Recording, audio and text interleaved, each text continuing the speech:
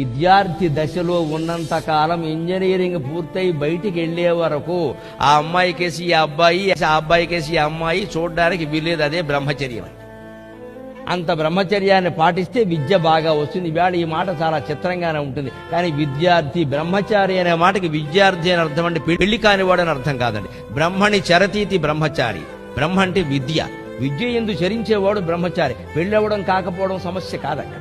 పూర్వం విద్యార్థి దశలో ఎవరికి పెళ్లి చేసేవారు కాదు. అందుకని దానికి ఆ అర్థం కూడా వచ్చింది. అంతేగాని బ్రహ్మచారి అంటే పెళ్లి కానివాడు కాదు.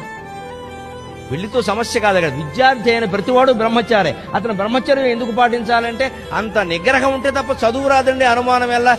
మధ్యలో కాలేజీలో ప్రవేశించాక కొంతమంది ప్రేమలో పడతారు, కొంతమంది కింద పడతారు. అవుతుంది. ఇంకా వాళ్ళకి చదువులు రావు. ఇంకా పడ్డానండి ప్రేమలో, మరి ఇంకంతే. ఇంకంతే. ప్రేమలో పడ్డాడంటే ఇంక చదువు రాదు. ఇంక అయిపోయినట్టే. వివాహం విద్యనాశయ అన్నారు ఖచ్చితంగా. ఇక ఆ దృష్టి వచ్చిందంటే చదువు రాదండి. దాన్ని మన వాళ్ళు ఎంత తెలివిగా చెప్పారు. సరస్వతికి పక్కన నెమలు పెట్టారు. నెమలను ఆదర్శంగా తీసుకోనికి సరస్వతి కటాక్షం కలగాలి అంటే బ్రహ్మచర్యాన్ని పాటించాలి.